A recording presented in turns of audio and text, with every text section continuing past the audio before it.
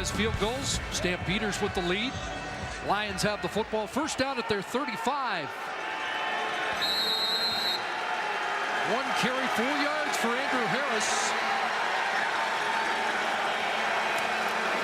And a second touch for Harris. Another 4-yard run for a guy who left the stadium without even showering in frustration a week ago. I'm a competitor. I'm here to win. Honestly, I hate losing more than I like winning. You know, it's one of those things where, you know, every week you go out and you put your resume out there. And for the last four weeks, even when we did win against Montreal, it wasn't in a great fashion. You know, so we really got to turn this thing around if I want to go to the playoffs and we're like going to get in a situation where, you know, we're still playing in November. So for me, that's the ultimate goal, the ultimate focus, and you know, when we're not going that direction, it's frustrating.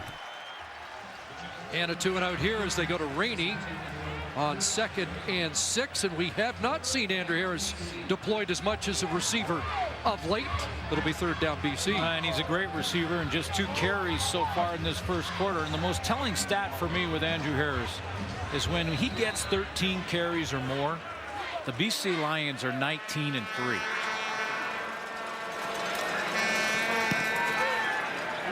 Leone launches.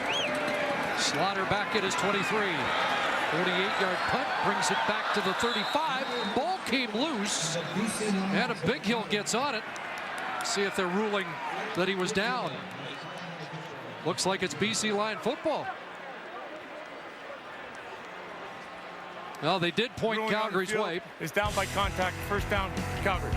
So it is Calgary ball. Now Jeff Tedford is going to challenge that last play, and it looks like with good reason as we check the replay. And this one won't be a difficult test for the command center. No, not at all. You could see that the ball is out right there before the right knee touches down by contact. Keenan Parker punches it out. Jason Araki with some contact. And the ball picked up by Adam Bighill. Nathan Slaughter, some trouble on that kick, on that punt that came back, but you can see the knee here is not down and the ball is out. And so if it's successful, Lions will have the ball around the 35-yard line of Calgary. Not surprising that Jason Araki was in the middle of that one. One of the best special teams players in the game in the past 5 to 8 years.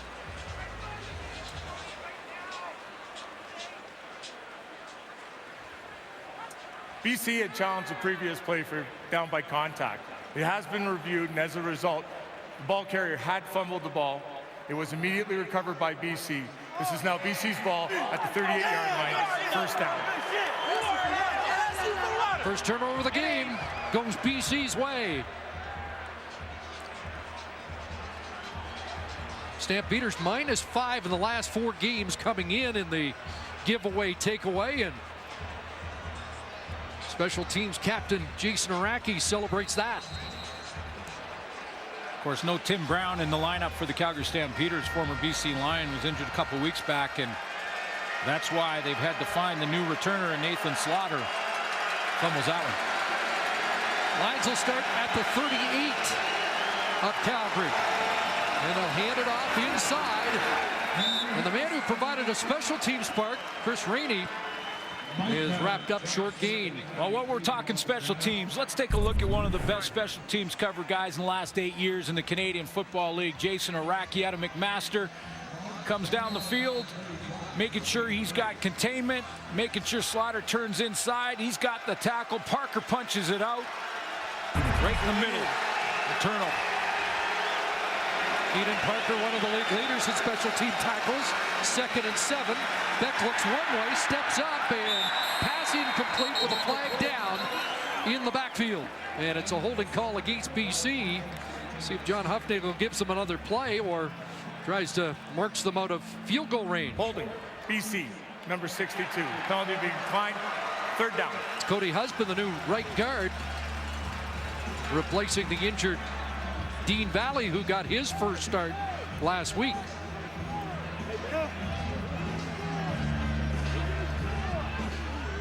So third down and a 42-yard field goal attempt upcoming for Leone.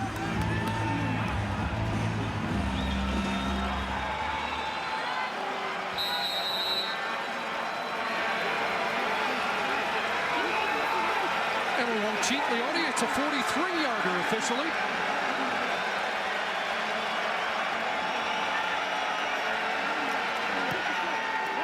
And Leone has missed it. First miss from outside 40 this year. And Slaughter bringing it back with a flag.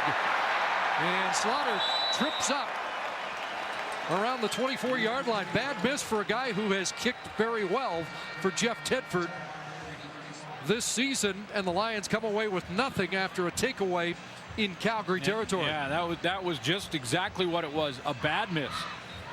Has not missed a long field goal all year long. 10 for 10, and has been one of the bright spots. One of the good stories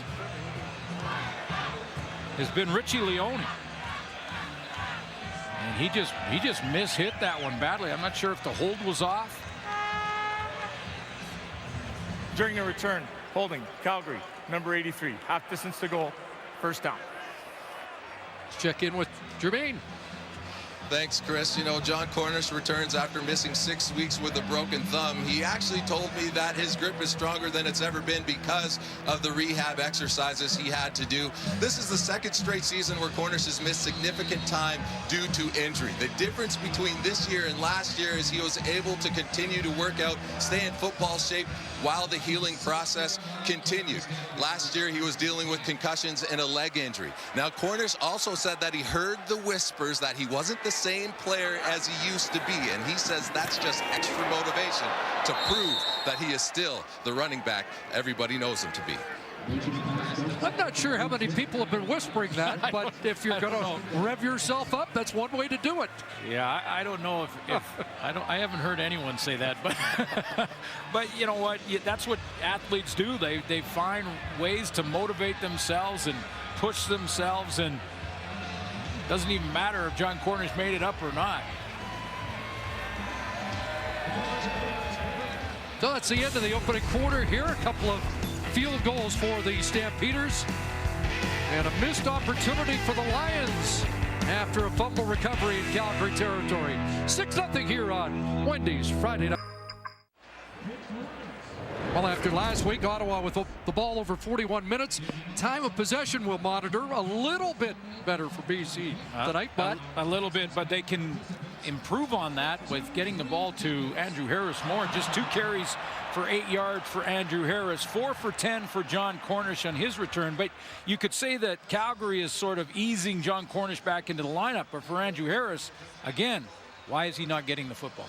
Yeah, and are you a little surprised that they have eased Cornish in as much as? No, not really. I mean, in the first quarter, for a guy who's missed 6 weeks, I think you want to make sure he's assignment sound first. And, you know, John Cornish is a bright guy, but really a puzzle as to why Andrew Harris, the offense isn't almost built around number 33. Leads the league in yards after catch, but they haven't thrown his way yet.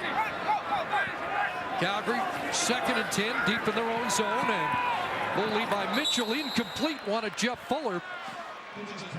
And a quick stop by the Lions, who should get the ball back in good field position.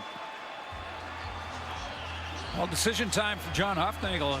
Based on where the ball has been placed inside the 10-yard line, he's got to make the decision to give up 2 here and get the field position back, or punt it away and look at the BC Lions in basically field goal position if they get any type of return at all. And remember, Chris Rainey has provided a spark in that regard over the last couple of games for BC. Rainey with 172 kick return yards last week, and they are punting it away. And there's Rainey fielding it at the 48. 41-yard punt. Rainey bounces off first contact, and there is a flag down. William Langley takes down Chris Rainey.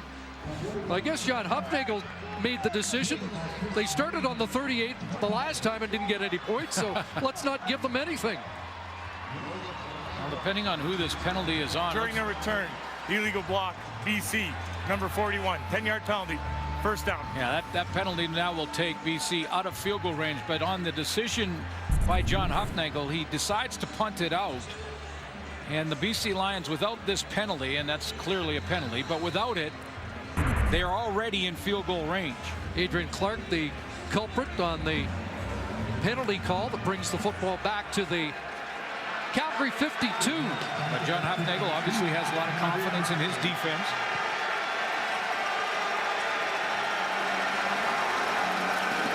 Empty it out, 6 receivers, and they're going to take a shot downfield and too far for Lavelle Hawkins.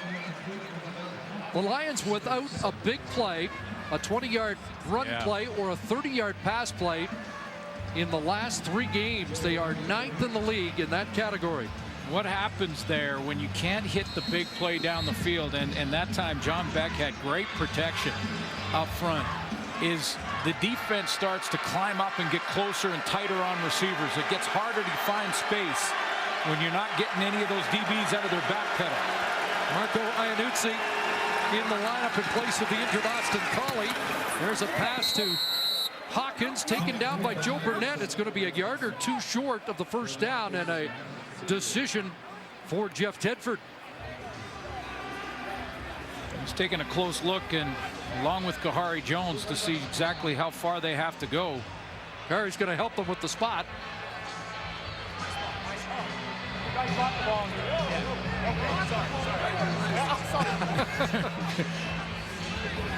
It gets intense down there on the sideline. He wanted to. There was about he didn't half like a yard the spot, there. but they said we've got it where you want it. Yeah. Oh yeah. Okay. Okay. Never mind. I apologize. So it's 3rd and a yard, maybe just a little bit more. And as you can see, it's been an adventure of the Lions. 3 for 9 and 3rd and 1 gambles. And they've emptied things out here. Back quick hitter, and they convert. And Brian Burnham gets extra yardage. Down to the 20-yard line. Unbelievable second effort from Brian Burnham. Now this is a play in a, first of all, a gutsy call to empty the backfield on 3rd and less than a yard and have your quarterback off the line of scrimmage in the shotgun, throw it. But then Brian Burnham, so a gutsy call turns into a first down, and he gets 22 yards, a lot of them after the catch, and great second effort.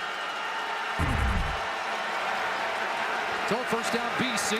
Harris releases, they look the other way, and there's Hawkins, and he drags Burnett for extra yards and a first down. Yeah, you see what happened. Brian Burnham does it, and his teammates, Lavelle Hawkins, sees it, and then he gets excited, and he says, hey, if Brian Burnham, my teammate, can make a couple guys miss and bust a couple of tackles, so can I. It's infectious. You just start to get a little momentum from it. So the Lions have something going, and they have a 1st and goal just inside the 10, and Harris gets dropped behind the line of scrimmage by his old teammate, the safety, Josh Bell. And you're talking about getting the ball to Andrew Harris. There's a lot of creative ways to do that. It's not just slamming it into the line of scrimmage between the tackles and hoping that there's, first of all, a hole there, or that Andrew Harris can create one with his own athletic ability. There's lots of ways. Get him out of the backfield, toss sweeps, screens, bubble screens outside. Lots of creative ways to get the ball to 33. We haven't seen him yet. 2nd and goal. Beck, short drop, and the pass batted down, incomplete. And a stand for the Stampeders defense. Duran Mayo went on a stunt there, and he was blocked up nicely by Andrew Harris. This time his assignment is to step up and block on the blitzing linebacker. Harris does that. But this pass knocked down. It looked like Juwan Simpson was celebrating. He gets up the field and his left hand on it. It is the middle linebacker.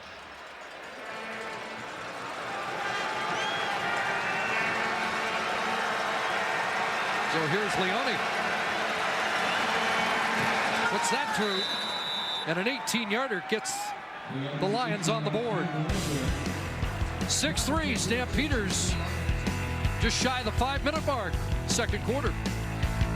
Here, Sean Monahan, Lance Bowman. Is that Johnny Football? No, Johnny Hockey, Johnny Gaudreau, and they're standing by with Jermaine. Thank you very much, Chris. I think it's a little bit of Johnny football right next to me here as well. But Sean, can you talk a little bit about the expectations on the Flames this year? You guys surprised everybody but yourselves by making it to the second round. What are the expectations of this team? Yeah, obviously there's going to be a lot of expectations outside of our dressing room and I guess from different people. But I think as a group we have our own expectations and we know what it's going to take to, I guess, move forward. And we just got to hold each other accountable to, I guess, get the job done. Lance, camp just started. Maybe the toughest part is over. You guys got through the fitness testing, but what are the main goals in camp heading into the season? I think obviously we got a few new guys, so it's just coming together quickly as a team. Obviously everyone's excited to be back and everyone's just ready to get the season rolling. And I made a little bit of crack about Johnny hockey being a little bit of Johnny football. You were at the Philadelphia Eagles camp for a day. You were kicking some field goals today. Can you talk a little bit about your love for the sport of football? Yeah, it's exciting. I'm a big Philadelphia Eagles fan. I'm from New Jersey, live about 20 minutes from Philly, so huge Eagles fan, and you know, get to come out here and support the Stampeders is, you know, a lot of fun as well. So you know, it's been a blast so far. Stamps and CFL growing on you? Definitely. If they keep winning like they do, for sure, it's hard to not to love them. Thanks so much, guys. Have a great camp and an even better season. Let's send it back to you, Chris. Thanks, Jermaine. Boy, they were the talk of the league last year. Surprise story, the Calgary Flames. We saw pass interference call and John Corner's 3-yard run that sets up 2nd and 7. Stampeders at their own 53.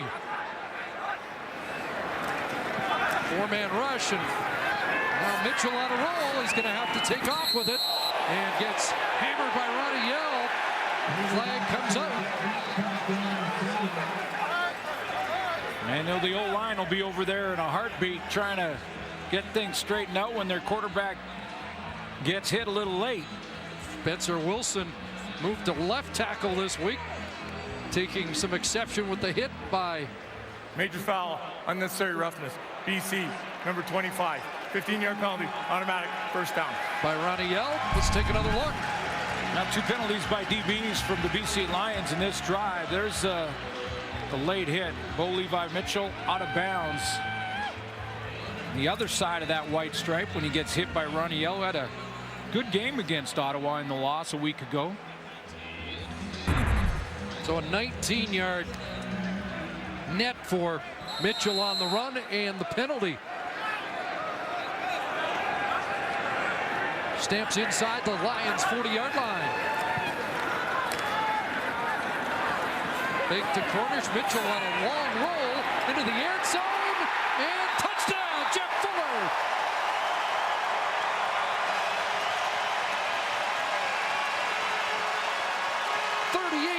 Touchdown strike. Bo Levi Mitchell to Jeff Fuller. A confident Bo Levi Mitchell rolling to his right, taking his time, waiting for Jeff Fuller to open up. Play action. Even pulls our camera for a second, but across his body, back into the middle. Lots of traffic around there, and the BC Lions had 3 defenders in the area. But Fuller comes up with it. Targeted last week more than any receiver in the Calgary lineup. And coming off his second best game of the year after that brilliant opener against Hamilton. So Fuller has his 3rd touchdown, and the Stampeders going to go for 2, and they have been almost automatic. 10 of 11. Marquay McDaniel time. And Mitchell throwing incomplete that time for Marquay McDaniel. So a rare miss, and they'll settle for 6 on the touchdown catch by Jeff Fuller.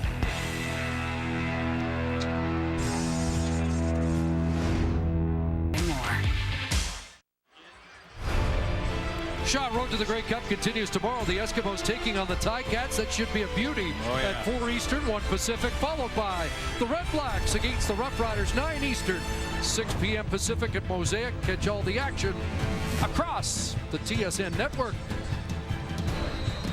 Love you, Mom. Love you, Dad.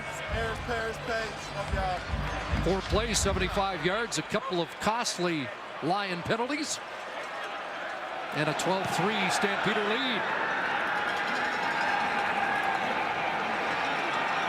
Here's Chris Rainey.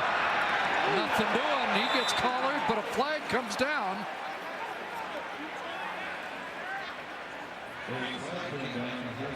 Brandon Boudreau covering on the kicks there. It looked like a high tackle. Rolly Lumbala having words with Keon Raymond.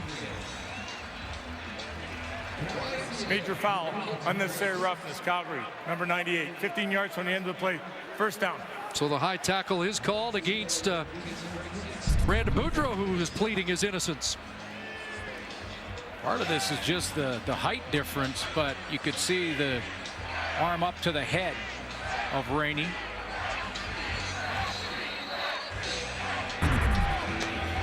Brings it up to the 37-yard line. See if BC's got a response for the Stampeders touchdown.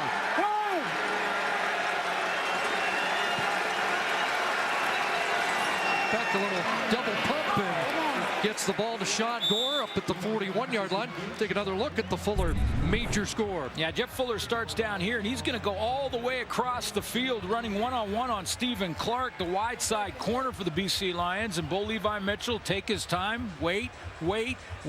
He's got Fuller coming across. Now, Ronnie Yell had a shot at it at the backside corner to help out. Looked like he may have just lost the football. But Fuller comes up with it and another touchdown. 5 for Gore, 2nd and 5. In a short drop hit as he delivered, and there's Jawan Simpson, who nearly had a pick. Second knockdown.